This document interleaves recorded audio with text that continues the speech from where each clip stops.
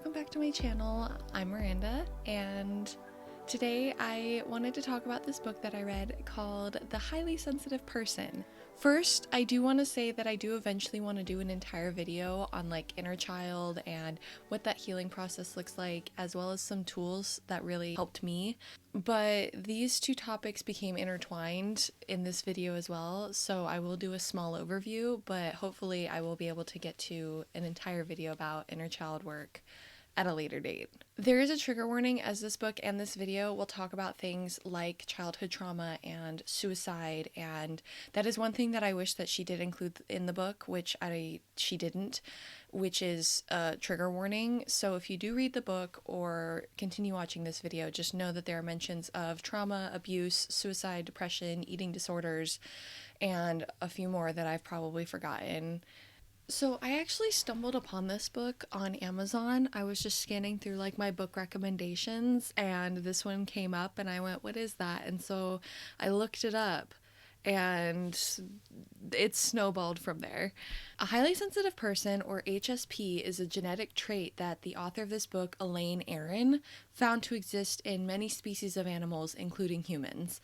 The trait expresses itself differently based on the species. She sums it up in the book really well, so I will just quote that here. She says, "A general description of it would be that the minority that has inherited it has adopted a survival strategy of pausing to check, observe, and reflect on or process what has been noticed before choosing an action." There is a ton of scientific research within this book that allow a deeper dive into the validity of the trait and the additional studies that have occurred after she originally wrote this book. I did get the newer one with a updated author's note. There is an expanded awareness of the knowledge of the trait and how it has been applied to expand our understanding of the trait itself. I also do want to say that if you do find that you're not an HSP or you're not at a place where you want to label it or whatever, there's still a lot to read in here that is incredibly valuable information for healing and therapy in general, not just for HSPs. There is talk about the best therapy styles, medications, and more that can be applied to anyone's life. The overall arc that I got from this book is how HSPs' nervous systems can be more highly sensitive and can therefore become overloaded, or one can become over-aroused. And she uses that word a lot in this book, rightly so, because it really best sums up how HSP's nervous system feels in the midst of things that can be stimulating. I always felt broken in this sense because I get overwhelmed quite easily and I can't handle busy spaces and I need a lot more downtime to regroup and re-energize than my family or my peers or anybody that I've really ever met.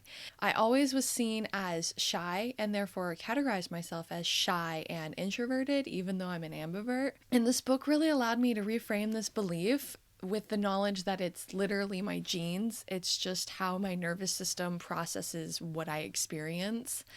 And that really led to a lot of like self-acceptance as far as how I get myself day to day. She also does say in the book that HSPs who faced extreme difficulties in childhood and adolescence are going to be at a much greater risk for anxiety, depression, and suicide until they acknowledge their past as well as their trait and begin to heal their own wounds.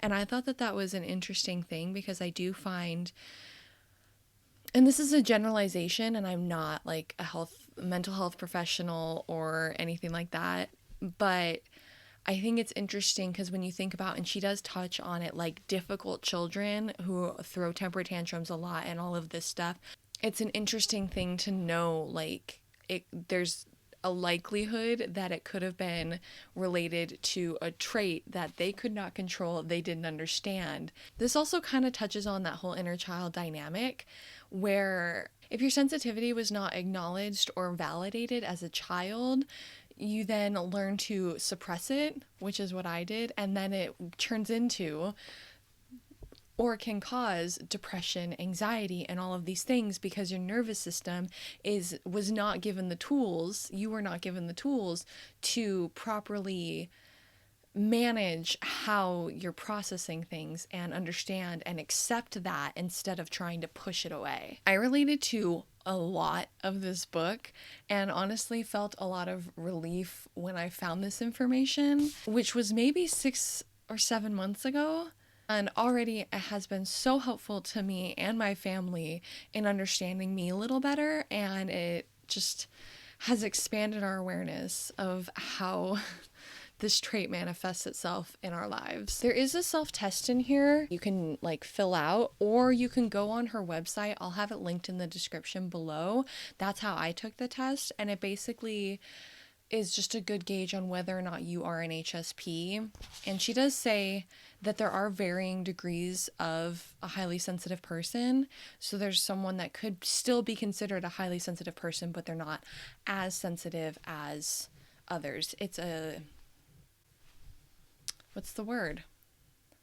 I didn't realize how many of my quirks were related to this, and finding that not only were they related to this, but I was given tools on how to use them to my advantage, it was really helpful. This book, she does a really good job of explaining the science behind the trait, how she came about the trait, the new research that has been done, but then she also really delves into how you can work with your trait and learn to use it to your advantage and not have it be something that is seen as such a negative aspect of yourself. And she is a psychotherapist, so it does really help that she does give real tools to not only heal the damage that could have been done in the past, but also how to work with it.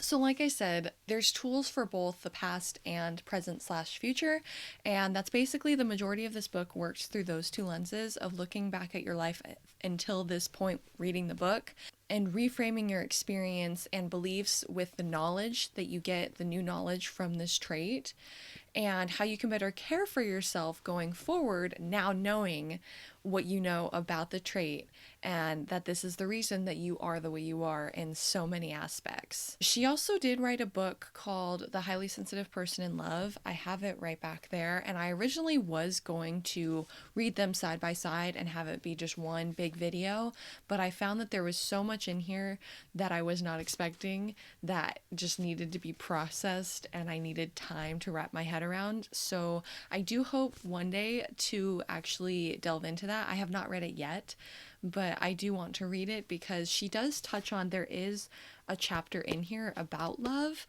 and the highly sensitive person in love and relationships, but I'm curious at how much detail she can go into and just all of that stuff. So the things I loved about the book, she touches on a lot of different aspects of life, from work to love, intimacy, and more, and you get a pretty broad scope of this trait and how an HSP processes and how to design your life in a way that not only honors your sensitivity, but also allows you to thrive with it. There is a lot in this book that talks about early childhood, and this was really healing for me, mainly because I was given permission to really look at my early experiences that I know affected how I am today, and recognize that I was not being too sensitive or that I didn't know how to toughen up, and that my experiences were my experiences, and to own that instead of trying to belittle or convince myself that my feelings were invalid simply because they weren't fully understood by myself or others. There is a section in this book called The Brain's Two Systems that Elaine delves into that I think really expands well and gives good knowledge on HSPs. So I am going to read an excerpt. It is a little bit chopped up. I took out some things that weren't necessarily super important to what I wanted to say about it. So let's read. A number of researchers think that there are two systems in the brain, and that is the balance of these two that creates sensitivity. One system, the behavioral activation or approach or facilitation system, is hooked up to the parts of the brain that take in messages from the senses and send out orders to the limbs to get moving. This system is designed to move us toward things, especially new ones. It is probably meant to keep us eagerly searching for the good things in life, like fresh food and companionship, all of which we need for survival. When the activation system is operating, we are curious, bold, and impulsive. The other system is called the behavioral inhibition or withdrawal or avoidance system. You can tell by the names which is the good one according to our culture. This system is said to move us away from things, making us attentive to dangers. It makes us alert, cautious, and watchful for signs.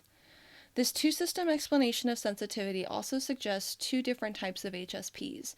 Some might have only an average strength pause-to-check system, but an activation system that is even weaker. This kind of HSP might be very calm, quiet, and content with a simple life. Another kind of HSP could potentially have an even stronger pause-to-check system, but an activation system that is also very strong, just not quite as strong. This kind of HSP would be both very curious and very cautious, bold yet anxious, easily bored yet easily over-aroused. The optimal level of arousal is a narrow range. One could say there is a constant power struggle between the advisor and the impulsive, expansive warrior within the person. So she says pause to check, which, in case like that added confusion, the pause to check is basically, it's one of like, I guess the trademarks of an HSP is that they don't just jump into things. So like, I think one of the examples she uses, and if not, I'll just say it's the example I'm going to use, is let's say there's a group of kids at a preschool and it's the first day of preschool and all the toys are out and it's just the beginning of the day. And so you have parents bringing their children in and you have the kids that are just like, cool, bye mom. And they go and they just start playing. And then you have the kids that are like, no, and they just kind of stay back and they kind of just observe and they watch. And then maybe eventually they'll kind of slowly wade their way in and start playing. That's basically HSP to non-HSP, is that child needed to pause to check the surroundings and observe and know what they were entering into before they just dove straight in. And I think that that is a very telling thing as far as HSPs, because that was very much, I don't remember who said it to me once, but someone was like, you know, you're really like, you observe before you really jump in. And I had never really looked at that in myself as far as like, it was just something I did. I never really did it consciously. It was just something that you enter a new situation and you just stop for a second, read the room, and then you go. And it was just an interesting, like, weird out of body moment for me to be like, wait, doesn't everybody do that? And I think the same could be said for people that just dive in. They're like, oh, that's a little interesting. She doesn't just dive in.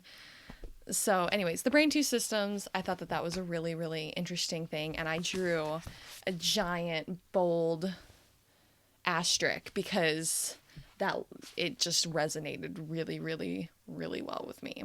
All right, so the inner child. Basically, within your body, there is this little childhood version of you in all the good and the traumatic. And it just kind of sits in you, kind of just chilling there. And it never really goes away. I really loved how she approached reframing your childhood with the knowledge of this trait and how to handle your inner child moving forward and how to acknowledge and help heal the parts of your inner child and the parts of you that were hurt through the lack of awareness and education around your sensitivity. Inner child work was something that I only recently heard about, and like maybe 2 years ago. And even then I kind of brushed it off because I had no idea actually what it meant. And at the time I didn't try too hard, but I couldn't find a ton of resources as to what actually inner child work was without like going to a therapist. And so because I had no idea what it meant, I just kind of let it go and I didn't know how to go about it. Eventually I did stumble upon it in a spiritual retreat in Greece where I had an experience with my inner child and was shown how inner child healing works, at least for me, but it's a very niche and unique experience to me and my path in my life with my experiences. The fact that this book delves into it really well, I think is incredibly beneficial, not only for HSPs, but just for anybody interested in inner child work in general. The main chapter that talks about this is chapter 4, Reframing Your Childhood and Adolescence, Learning to Parent Yourself. And I think that statement best sums it up. The healing I've been able to do regarding my inner child and caring for my inner child going forward is in relation to the knowledge that my inner child needs to be parented. there's still that part of you inside of you that needs guidance and protection and a sense of safety that doesn't go away just because you're an adult and you're expected to do all of these things as an adult. There's still that part of you that needs that reassurance and that understanding and that care. And while my parents aren't doing that job anymore, that still means that it needs to be done. Ergo, it's mine alone. And that means that I need to hold space for my inner child and hold her when she's upset and help her navigate her emotions that she can't quite understand, and care for her in the ways that I would as if she was my own child outside of my body, if that makes sense. I know it can sound a little kooky. Once you acknowledge that part of yourself, it really opens up a lot of space within you to really like expand and heal and grow. So she has a couple notes in here about the infant body self that I just wanted to talk about in case my explanation was a little like chopped up and confusing, which I wouldn't be surprised if it was. So here's what she had to say. Think of what the infant and the body have in common. First, both are wonderfully content and cooperative when they are not overstimulated, worn out, and hungry. Second, when babies and sensitive bodies really are exhausted, both are largely helpless to correct things on their own.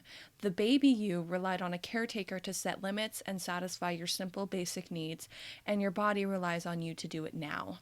This infant body self is an expert on sensitivity. She has been sensitive from the day she was born. She knows what was hardest then, what is hard now. He knows what you lacked, what you learned from your parents and other caretakers about how to treat him, what he needs now, and how you can take care of him in the future. So it's a very like glossed over, but it kind of gives you a hint of inner child work. At the end of each chapter is a work with what you learned section in which Elaine gives you exercises and prompts to be able to bring this new knowledge into your experience and begin doing the work and going on the healing journey, which I thought was very beneficial. It's kind of hit or miss on whether or not I actually do the prompts at the end of chapters in self-help growth spiritual books, but I did try and do it with this one, and there were a couple that I really found helpful. My favorite was what you would change if a safe pill would change it. You take a piece of paper and you write down all the things about your trait, about your sensitivity that you just are annoying to you sometimes, that just bother you, that seem to make life a little harder. Write it all out. And then like process it as if there was a safe pill you could take that would magically make all of those things disappear. You wouldn't have to deal with them anymore. Then on the right side of the page, you write all the things that you would lose from your life if those things did not exist within you anymore. And it sounds kind of like, to me, it was like, okay.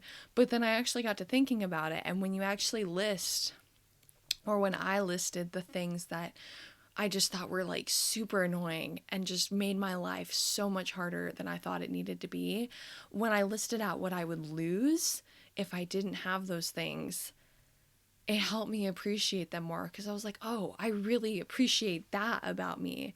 And if I didn't have that, I don't know what I would do. And it helped really shift focus on just, again, kind of being grateful for what you do have instead of what you don't have. So yes, this trait may hinder me in some aspects, but at the same time, it brings so much color and vibrance to my life that I haven't fully been like appreciative of. And I think it's because we exist in a world and this society that doesn't really, not even necessarily reward, but just accept people who are sensitive, who aren't go, and just jump into anything. And so that I thought was really beneficial. She does recommend finding a psychotherapist if needed, and she herself, like I mentioned, is a psychotherapist. And I'm actually in psychotherapy. I was before I read this book. A lot of the exercises within this book I had already been a little bit familiar with because of my own therapy journey. So it is a good start if you currently can't afford a therapist, or maybe just want to get the ball rolling, or just want to see what it's about before you jump into therapy. This book is a really good introduction into some of the things that could be part of your experience. As always, though, do seek help, even if like a tiny part of you thinks that you may need it. And there are some moments in the book where she does mention that if you need extra guidance in some of the work that she puts in here to make sure that you seek it out and don't push yourself to do things that you don't feel ready for. There are a few pages in here that are about the basic social advice for HSPs, and as someone who does struggle in this area, I found this incredibly helpful, all while really simple. And I know that there might be some people who will be like, this is obvious stuff. But for someone like me, I was like, oh my gosh, finally, a guidebook on how to be human. Like, it's so good. There's a section on remembering names, which I struggle with. I really try not to. But as soon as I hear a name, if that person walks away 10 seconds later, I'm like, wow, what was their name? I have no idea. Even though I was listening to them, I was not zoning out. I don't remember their name. And so she put, you may forget a person's name because you were distracted and over-aroused when you both first met. If you hear a name, try to make it a habit of using it in your next sentence. Then use it again within 2 minutes. Thinking back afterward about who you met might make it stick even longer. But trouble with names just goes with the territory. So there's a couple, like there's more in here, like having to make a request, making a complaint, being in a small group, selling. I mean, there's public speaking, which is like a huge one. That's like a 3-page section of how to handle public speaking as a highly sensitive person, which is an animal all on its own that I could go on about forever. So there is a theory in here about royal advisors and warrior kings, basically the HSP and the non-HSP. And while this can sound divisive, she frames it really well that shows that each is needed, but in different ways. So this is what she had to say about royal advisors and warrior kings. The warrior kings frequently tell us that it is a sign of weakness to have faith in the reality of the soul spirit realms. They fear in themselves anything that would weaken their kind of physical courage and power, and so can only see it as that in others. But we have a different kind of power, talent, and courage. Calling our talent for the soul spirit life something weak or only born from fear or from a need to be comforted is about the same as saying fish swim because they're too weak to walk, have some pitiful need to be in the water, and are just plain old afraid to fly. Or maybe we should just turn the tables. The warrior kings are afraid of the soul spirit life, too weak for it, and can't survive without the comfort of their own view of reality. But there's no need to sling insults as long as we know our own worth. The day always comes when the warrior kings are glad we have enough inner life to share it with them, just as there are days when we are glad for their specialty. Here's to our partnership. There's definitely been moments where I've wondered, why am I so sensitive? Life would be easier if I wasn't so sensitive, if I didn't take things so seriously, yada, yada, yada. And I think that it becomes like, it just comes from this idea that because the majority of the population is not like that, they are able to let things go. They don't take things as seriously. They have, I mean, of course, everybody has their moments where they are super sensitive, vulnerable, and they do take things seriously. But as an overarching, just in general life thing, the majority of the population is able to let things roll off of them in the way that HSPs aren't. And I think that, at least for me, while there was never an outspoken, you cannot be sensitive in this way, just through the overarching unspoken things in the world and in society, that message was still internalized. And I think with the awareness that this book brings and the knowledge that this book brings, there's a better understanding of sensitivity and how it does need to be acknowledged and brought to light to be able to empower those that are unintentionally being disempowered. And it especially, she does talk about it, how a highly sensitive person, like in a male, does have it a little bit different because men are traditionally already told that they can't be sensitive in the way that women are. So there's already an added stigma that then causes further suppression of their trait, both the good and the bad. Reading and absorbing this information is a lot, and it reawakens some trauma that I held in regards to being too much as a child or even as an adult in certain relationships. And while this doesn't make my life easier as how I am viewed from the outside, I now have the knowledge to not only carry myself differently, but inform those around me that this is true and that it is my strength and not my weakness, and just be able to impart more understanding around why I am the way I am and that it's okay. And I think that that was a beautiful gift that Elaine Aron gave to me. And that is why I just highly recommend this book. Chances are you have known a highly sensitive person and didn't even know it. Or you're a highly sensitive person and didn't even know it. That's basically what I have to say about this book. I hope that it all kind of made sense and flowed together.